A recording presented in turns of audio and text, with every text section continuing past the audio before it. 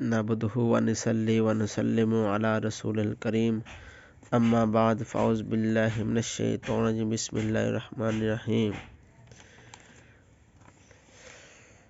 سامعین نزدیک مقام، آج ہم سورۃ فضائل کے بارے میں اور ان کی فضیلت کے بارے میں پڑھیں گے۔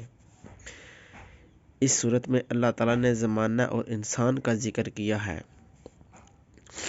اور اس لیے اسے سورۃ دار کہا جاتا ہے۔ یہ سورت فراخ رزق کے لیے بہت اچھی ہے، لہذا جو شخص 57 مرتبہ اس سورت کو روزانہ 21 روز تک پڑھے، انشاءاللہ تعالیٰ اس کی روزی فراخ ہو جائے گی اور حسب منشاء دولت ملے گی اور اس کے دل کی مرادیں اللہ کی رحمت سے پوری ہوں گی۔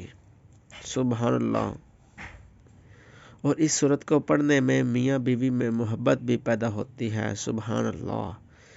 اس لیے اگر کوئی بیوی اس سورت کو 11 روز تک روزانہ 11 مرتبہ پڑھے، آخری دن پانی دم کر کے اپنے خاوند کو پلائے تو وہ ہمیشہ سکھی رہے گی اور اس کا خاوند کی اس کی محبت میں مبتلا ہو جائے گا۔ سبحان اللہ۔ یہ سورت ظالم حکمران کے ظلم سے نجات پانے کے لیے بھی بہت اچھی ہے۔ اس لیے جو شخص 21 روز تک روزانہ 3 مرتبہ ظلم سے نجات پانے کی خاطر، تو انشاءاللہ تعالیٰ وہ ظالم کے ظلم سے ہمیشہ کے لیے محفوظ ہو جائے گا۔ سبحان اللہ۔ اس سورت کی آیت نمبر 29 تا 31 بواسیر خونی وبائی کے لیے بہت مؤثر ہے۔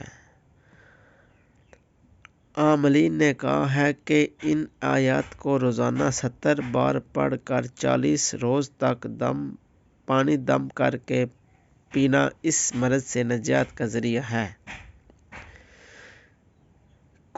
اگر کوئی شخص کسی کو تنگ کرتا ہو تو اس سے چھٹکارا پانے کے لیے اس سورت